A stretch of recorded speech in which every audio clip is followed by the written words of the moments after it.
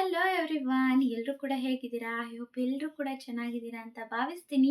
ಯಾರ್ಯಾರೆಲ್ಲ ಪಿಂಚಣಿ ಹಣವನ್ನು ಪಡ್ಕೊಳ್ತಾ ಇರ್ತಾರೆ ಎಲ್ರಿಗೂ ಕೂಡ ಒಂದು ಭರ್ಜರಿ ಗುಡ್ ನ್ಯೂಸ್ ಅಂತಲೇ ಹೇಳಬಹುದು. ನಮ್ಮ ಕರ್ನಾಟಕ ಸರ್ಕಾರದಿಂದ ಒಂದು ಭರ್ಜರಿ ಗುಡ್ ನ್ಯೂಸ್ ಅಂತಲೇ ಹೇಳ್ಬೋದು ಪಿಂಚಣಿ ಹಣವನ್ನು ಪಡೆಯುತ್ತಾ ಇರುವಂಥವರಿಗೆ. ಅದೇನು ಅಂತ ಅಂದರೆ, ಪಿಂಚಣಿ ಹಣದಲ್ಲಿ ಭಾರಿ ಏರಿಕೆ ಆಗಿರುವಂಥದ್ದು.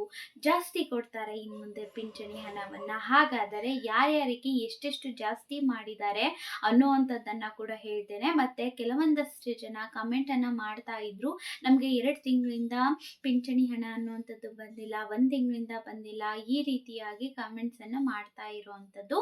ಹಾಗಾದರೆ ಯಾರಿಗೂ ಕೂಡ ಬಂದಿಲ್ವಾ ಅಂತಂದರೆ ಬಂದಿದೆ ಸ್ನೇಹಿತರೆ, ಆದರೆ ಕೆಲವೊಬ್ಬರಿಗೆ ಬಂದಿಲ್ಲ. ಅದು ನೀವು ಏನಾದರೂ ಆ ಒಂದು ಕೆಲವೊಬ್ಬರು ಆಗಿದ್ದೀರಾ ಅಂತಂದರೆ ನಿಮಗೆ ಯಾಕೆ ಬಂದಿಲ್ಲ ಅನ್ನುವಂಥದ್ದನ್ನು ಕೂಡ ಇದೇ ಒಂದು ವಿಡಿಯೋದೊಳಗಡೆ ತಿಳಿಸ್ಕೊಡ್ತೀನಿ.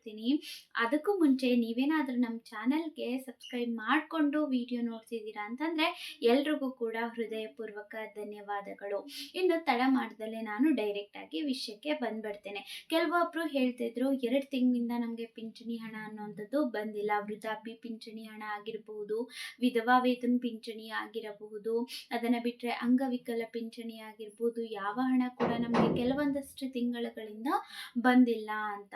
ನೋಡಿ ಸ್ನೇಹಿತರೆ, ಅಂಗವಿಕಲರ ಒಂದು ಪಿಂಚಣ ಹಣ ಏನಿದೆ ಅದು ಈಗಾಗಲೇ ಬಂದಿದೆ. ಅದನ್ನು ಬಿಟ್ಟರೆ ನೆಕ್ಸ್ಟು ವಿಧವಾ ಪಿಂಚಣಿ ಏನಿದೆ ಅಲ್ವಾ, ಅದು ಒಂದಷ್ಟು ಮಹಿಳೆಯರಿಗೆ ಬಂದಿರುವಂಥದ್ದು, ಕೆಲವೊಂದಷ್ಟು ಮಹಿಳೆಯರಿಗೆ ಇನ್ನೂ ಬಂದಿಲ್ಲ. ಅವರು ಈ ತಪ್ಪುಗಳನ್ನು ಮಾಡಿರ್ತಾರೆ, ಅದಕ್ಕೆ ಬಂದಿರೋದಿಲ್ಲ. ಆ ತಪ್ಪುಗಳನ್ನ ಕೂಡ ತಿಳಿಸ್ಕೊಡ್ತೀನಿ. ಡಿಸೆಂಬರ್ದು ಏನಿದೆ ಅಲ್ವಾ ಪಿಂಚಣಿ ಹಣ, ಅದನ್ನು ಇದೇ ತಿಂಗಳಲ್ಲಿ ನಿಮ್ಮ ಅಕೌಂಟ್ಗೆ ಜಮಾ ಮಾಡುವಂತಹ ಚಾನ್ಸಸ್ ತುಂಬಾ ಇದೆ ಸ್ನೇಹಿತರೆ. ಇನ್ನು ನಾನು ನಿಮಗೆ ಪಕ್ಕದ ಮನೆಯವ್ರಿಗೂ ಕೂಡ ಪಿಂಚಣಿ ಅನ್ನುವಂಥದ್ದು ಬಂದಿರಬಹುದು, ಆದರೆ ನೀವು ಕೂಡ ಅದೇ ಊರವರಾಗಿದ್ದು ಕೂಡ ನಿಮಗೆ ಯಾಕೆ ಬಂದಿರೋದಿಲ್ಲ ಅಂತಂದರೆ, ಆಧಾರ್ ಕಾರ್ಡಲ್ಲಿ ನೀವು ಬದಲಾವಣೆ ಮಾಡಿರ್ತೀರಾ. ಒಂದು ಹೆಸರಾಗಿರ್ಬೋದು, ವಿಳಾಸ ಏನೇ ಒಂದು ಚೇಂಜ್ ಮಾಡಿರಲಿ, ಆವಾಗ ಬರೋವಂಥದ್ದು ಲೇಟ್ ಆಗುತ್ತೆ. ಅದನ್ನು ಬಿಟ್ಟರೆ ಆಧಾರ್ ಸೀಡಿಂಗನ್ನು ಮಾಡಿಸಿರ್ತೀರಲ್ವ, ಒಂದು ಅಕೌಂಟ್ಗೆ ಮಾಡಿಸಿ ಇನ್ನೊಂದು ಬೇರೆ ಬ್ಯಾಂಕ್ ಅಕೌಂಟಿಗೆ ಮಾಡಿಸಿದ್ರೆ ಆವಾಗ ಕೂಡ ಈ ಥರದ ಬದಲಾವಣೆ ಆಗಿದ್ದಲ್ಲಿ ನಿಮಗೆ ಪಿಂಚಣಿ ಅನ್ನುವಂಥದ್ದು ಬರೋದು ಲೇಟ್ ಆಗುತ್ತೆ. ಹಾಗಾಗಿ ನಿಮ್ಮದು ಏನೇನೆಲ್ಲ ತಪ್ಪಿದೆ ಅದನ್ನು ಸರಿ ಮಾಡಿಕೊಂಡ್ರೆ ಪಿಂಚಣಿ ಹಣ ಅನ್ನುವಂಥದ್ದು ಬರುತ್ತೆ. ಇನ್ನು ನಾನು ಸರ್ಕಾರದಿಂದ ಒಂದು ಭರ್ಜರಿ ಗುಡ್ ನ್ಯೂಸ್ ಅಂತಾನೆ ಹೇಳಿದೆ, ಅದು ಕೂಡ ಪಿಂಚಣಿ ಹಣವನ್ನು ಜಾಸ್ತಿ ಮಾಡಿದ್ದಾರೆ ಅಂತ.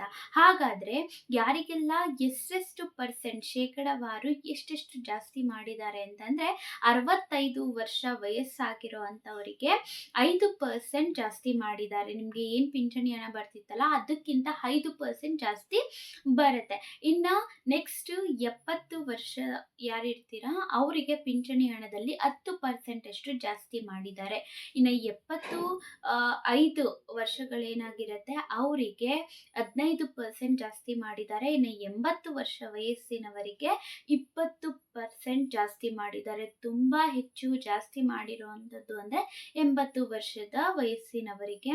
ತುಂಬಾ ಸಂತಸದ ವಿಚಾರ ಅಂತ ಹೇಳ್ಬೋದು. ಯಾಕೆ ಅಂತಂದರೆ ಅವ್ರಿಗೂ ಕೂಡ ಹೆಲ್ಪ್ ಆಗುತ್ತೆ ಅಲ್ವಾ, ಅದಕ್ಕೋಸ್ಕರ ತುಂಬಾ ಒಳ್ಳೆ ಕೆಲಸ ಮಾಡಿದ್ದಾರೆ ಅಂತ ಹೇಳ್ತೀವಿ. ಪಿಂಚಣಿ ಹಣದಲ್ಲಿ ಏರಿಕೆ ಮಾಡಿರುವಂಥದ್ದು.